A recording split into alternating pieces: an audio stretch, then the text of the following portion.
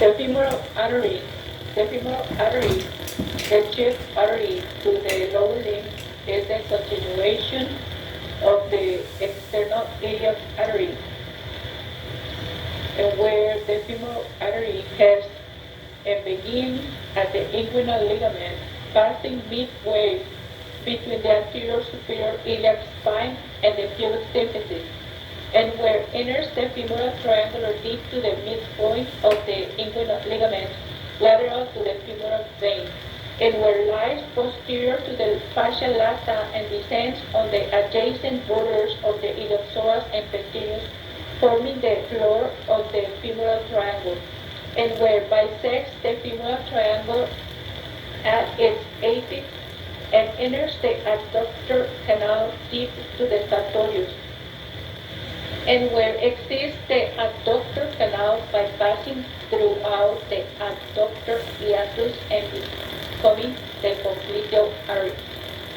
In the proximal part of its course, the femoral artery gives off the superficial epigastric artery, the superficial circumflex iliac artery, and the superficial external pudendum and deep external pudendum arteries.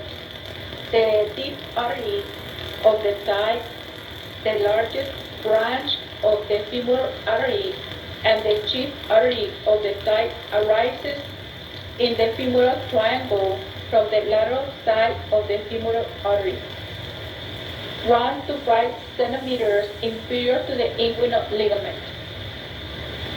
It passes deeply into the thigh as it descends so that it lies posterior to the femoral artery and vein of the medial side of the femur. The deep artery of the thigh leaves the femoral triangle between the pectineus and adductor longus and descends posterior to the lateral muscle, giving off perforating arteries that supplies the adductor magnus and hamstrings. The circumflex femoral arteries are usually branches of the deep artery of the thigh, but they might arise directly from the femoral artery.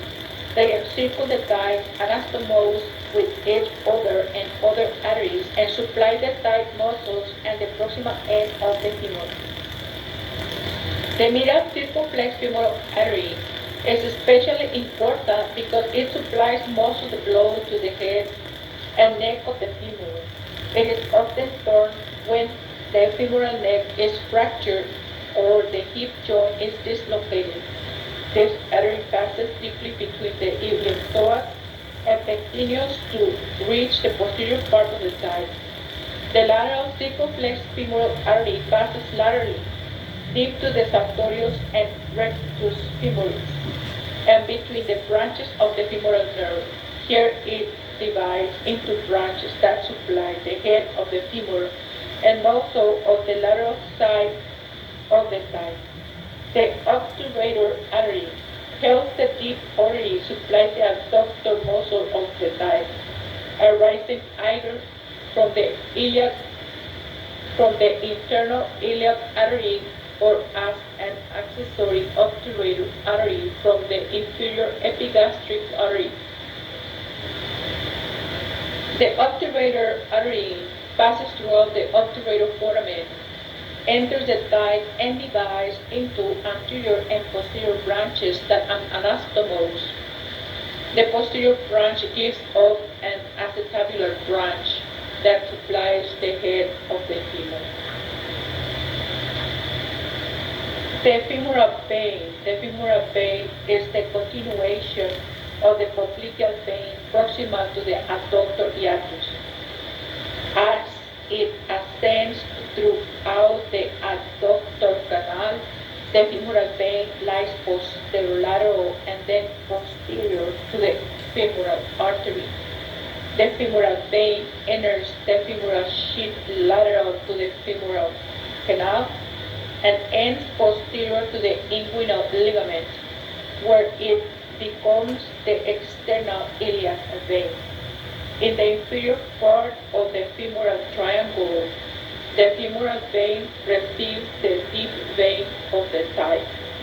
The great saphenous vein and other tributaries. The deep vein of the thigh, formed by the union of 3 or 4 perforating veins, enters the femoral vein approximately 8 centimeters inferior to the inguinal ligament and approximately 5 centimeters inferior to the termination of the great saphenous vein.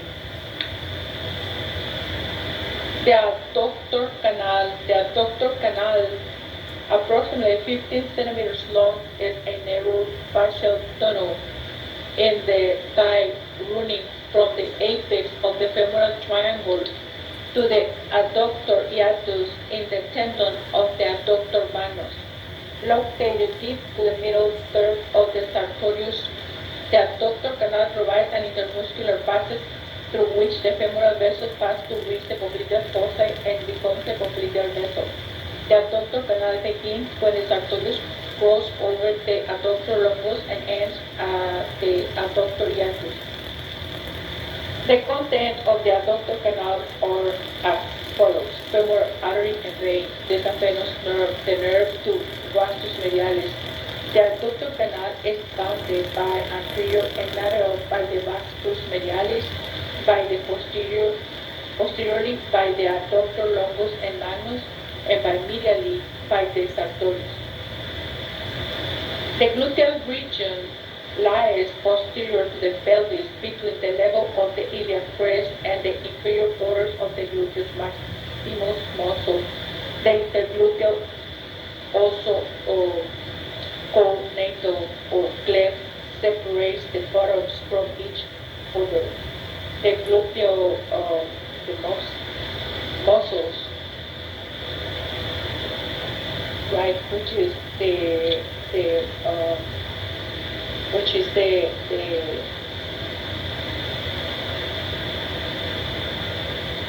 right, which is the maximus, the medius, and the minimus, form the bulk of the part. The gluteal sulcus lies inferior to the gluteal fold, which covers the fat-covered inferior border of the gluteus maximus when the thigh is extended. The gluteal sulcus demarcates the inferior boundary of the buttocks and the superior boundary of the thigh. The gluteal ligaments, the part of the bony pelvis, hip bone, sacrum, and coccyx, are bounded together by dense ligaments. The sacrotuberous and sacrospinous ligaments cover the sciatic nerves in the hip bones into the greater and lesser sciatic foramina. The greater sciatic foramen is the passageway for structures entering or leaving the pelvis, whereas the lesser sciatic foramen is the passageway for structures entering or leaving the perineum, which is known as pudendal nerve. It is helpful to think of the greater sciatic foramen as the door through which all lower limb arteries and nerves leave the pelvis and enter the gluteal region. The piriformis, occupying a key position in the gluteal region, also enters the gluteal region throughout the greater sciatic foramen and almost fills it. The gluteal muscles consist of 3 large glutei, maximus, medius, and minimus, which are mainly extensors and abductors of the thigh. A deeper group of smaller muscles, piriformis, obturator, internus, externus gemelli, and quadratus femoris, which are covered by the inferior half of the gluteus maximus and are the lateral rotators of the thigh. They also stabilize the hip joint by steadying the femoral head in the acetabulum. Take a look in your atlas, all the lumbar and pelvic ligaments, and also the abductor canal and the middle part of the middle third of the thigh. Don't forget to take a look at the gluteal region, the gluteal sulcus, thigh, gluteal fold, buttocks, intergluteal cleft, and level of iliac crest. The gluteus maximus, the most superficial gluteal muscle, is the largest, heaviest, and most coarsely fibered muscle in the gluteal region. The gluteus maximus covers the other gluteal muscles, except the posterior third of the gluteus medius, and form a pad over the ischial tuberosity. The ischial tuberosity can be felt on deep palpation throughout the inferior part of the muscle, just superior to the medial part of the gluteal fold. When the thigh is flexed, the inferior border of the gluteus maximus moves superiorly, leaving the ischial tuberosity subcutaneous. And where people do not sit on your gluteus maximus, right? People usually sit on the fatty fibrous tissue and the ischial bursae that lies between the ischial tuberosity and the skin.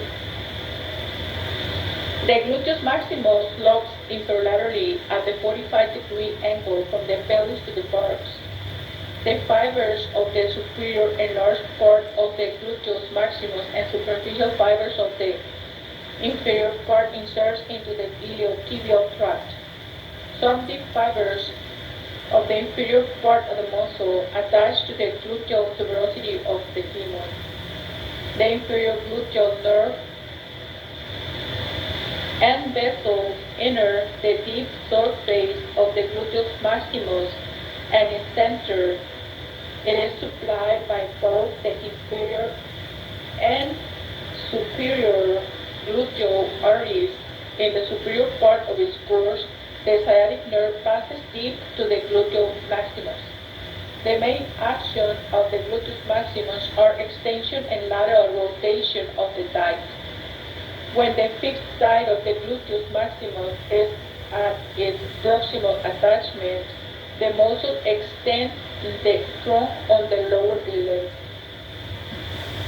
Then we say that the gluteus maximus acts when force is necessary and functions primarily between the flex and the standing, right, which is the straight position of the thigh, as when raising from the sitting position, straightening from the bending position, walking upstairs and running.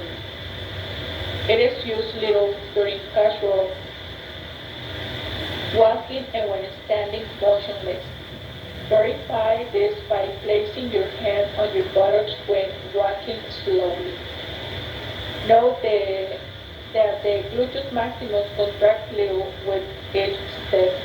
If you climb stairs and put your hand on your buttocks, you will feel the gluteus maximus contract strongly, because the iliotibial tract crosses the knee and attaches to the tibia in the extended position of the knee. The gluteus maximus is also able to assist in making the knee stable. Right. The gluteal bursae separate the gluteus maximus from adjacent structures. The bursae are membranous sacs that are lined by a synovial membrane and contains a capillary layer of slippery fluid resembling egg white. Bursae are located in areas subject to friction. Their purpose is to reduce friction and permit free movement. Usually, three types of bursae are associated with the gluteus maximus, which is the trochanteric bursae, which separates superior fibers of the gluteus maximus from the greater trochanter. They are generally large. The ischial bursae separates the inferior part of the gluteus maximus from the ischial tuberosity. It is often absent. The gluteofemoral bursae separates the iliotibial tract, the fibrous reinforcement of the fascia lata into which most fibers of the gluteal maximus insert, from the superior part of the proximal attachment of the varsus lateralis, a tight muscle. The gluteus medius and gluteus minimus, the smallest gluteal muscles, are fan-shaped and the fibers pass in the same direction. They have the same action and nerve supply and are supplied by the same blood vessels, the superior gluteal arteries, the gluteus minimus, and most of the gluteus medius. Take a look in your atlas, the muscles of the gluteal region and the posterior aspect of the thigh. And also take a look in the same atlas, the dissection, the deep dissection of the gluteal region and the posterior aspect of the thigh.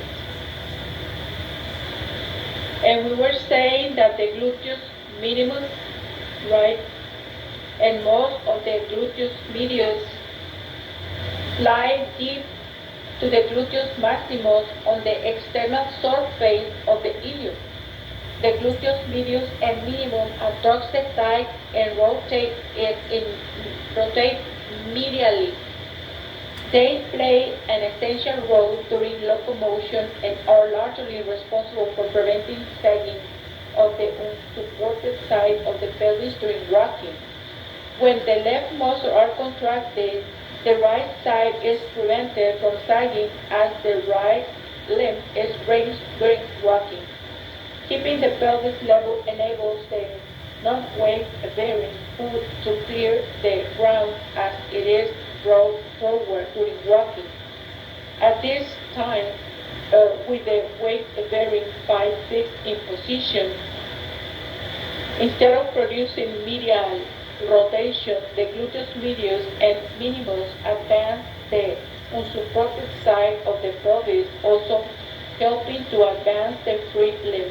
When the opposite foot is raised, the supportive action of the gluteus medius and minimus depend on normal, right? Such as muscular action and innervation from the superior gluteal nerve, from the articulation of the hip joint components, from the femoral neck, right, which is normally angulated, right, and the piriformis muscle, right, is a narrow pear-shaped muscle located partially on the posterior wall of the lesser pelvis and partially posterior to the hip joint. The piriformis leaves the pelvis throughout the greater sciatic foramen, almost filling it, to reach its attachments to the superior border of the greater trochanter. Because of its key position in the buttock, the piriformis is the landmark of the gluteal region. The piriformis provides the key to understanding relationship in the gluteal region because it determines the names of the blood vessels and nerves, such as the superior gluteal vessel and nerve emerge superior to it, such as the inferior gluteal vessel and nerve emerge inferior to it, and such as the surface marking of the superior border of the piriformis is indicated by a line joining the skin nipple formed by the posterior superior iliac supine to the superior border of the greater trochanter of the femur. The obturator internus and gemelli, the obturator internus and the superior of inferior gemelli, form a tricipital, which is known as three-headed muscle, sometimes called the triceps oxae, which occupies the gap between the piriformis and contractus femoris. The tricipital tendon of this muscle lies horizontally in the buttocks as it passes through the greater trochanter of the femur. Take a look in your atlas. The dissection of the lateral rotators of the thigh, which is the piriformis, the obturator, and the geminis. Take a look at the gluteal muscles of the dorsal. Take a look at the action of abductors of the thigh, which is the gluteus medius and minimus, when the person is walking.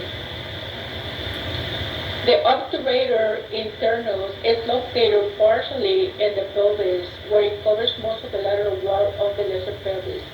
It is the pelvis throughout the lesser sciatic foramen, becoming tendinous, and it attaches to the medial surface of the greater trochanter. The bursae of the obturator internus allows greater trochanter. Right.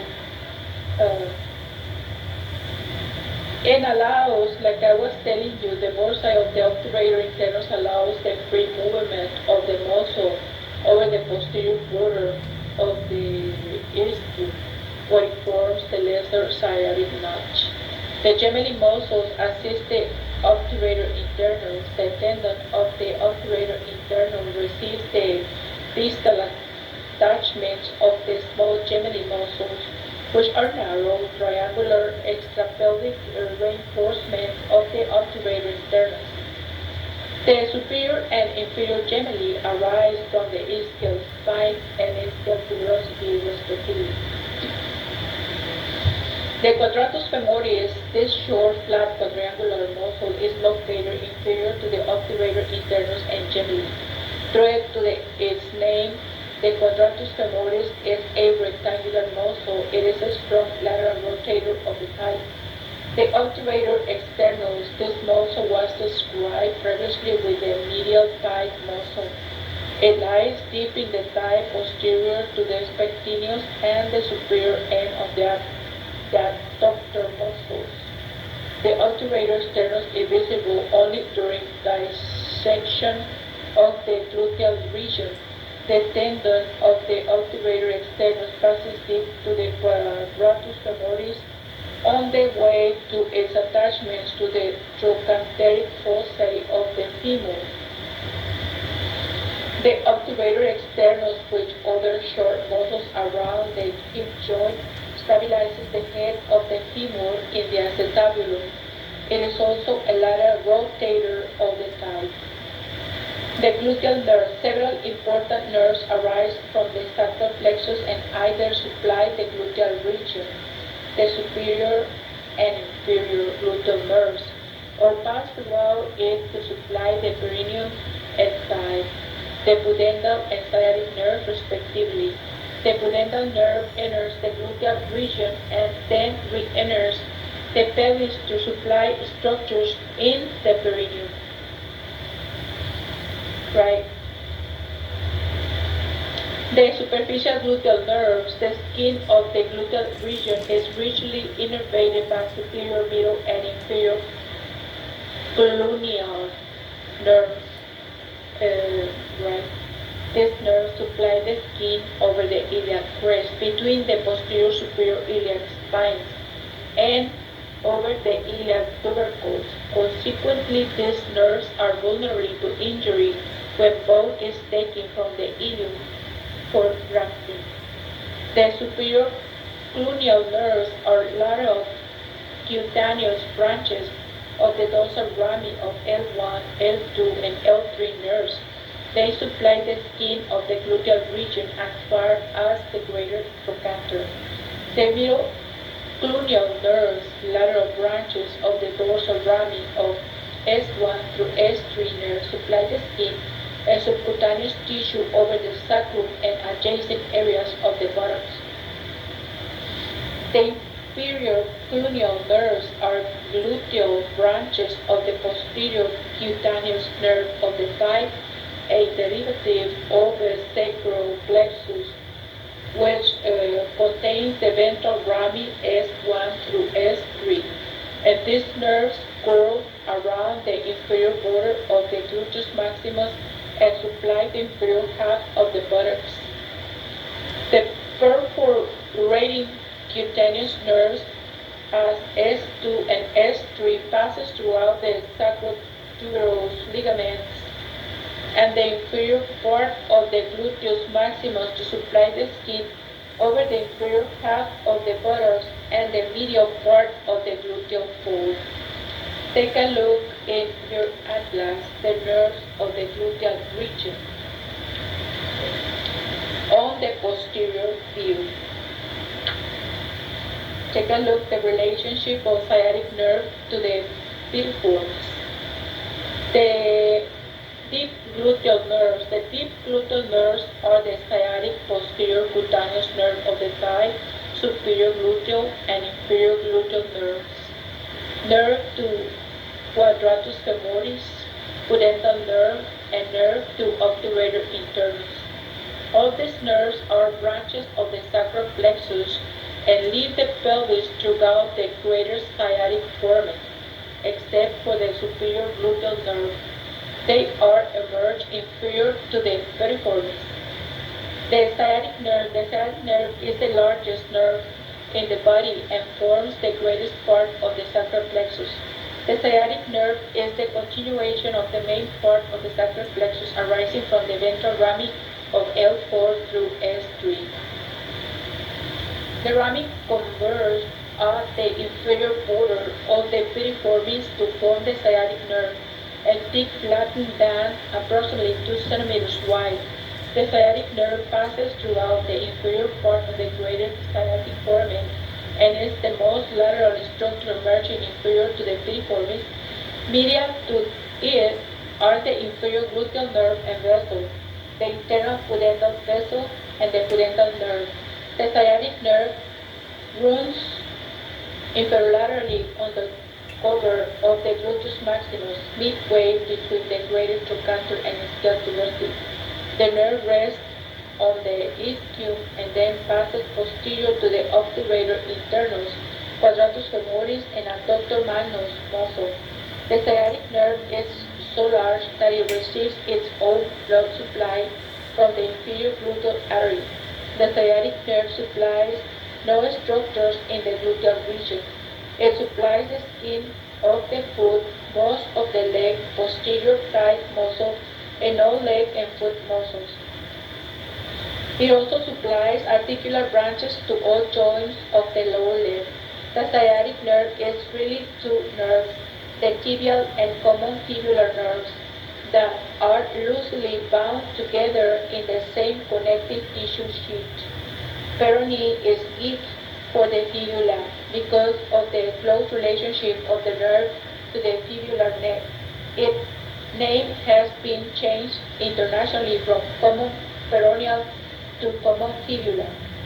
The tibial and common fibular nerves usually separate approximately halfway or more down the thigh. However, in approximately 12% of cases, they separate as they leave the pelvis. In these cases, the tibial nerve passes inferior to the piriformis, and the common fibular nerve pierces this muscle or passes superior to it. The tibial nerve supplies flexor muscles, and the common fibular nerve supplies extensors and abductors muscles. Let us continue with a little bit more of this chapter, Lorena.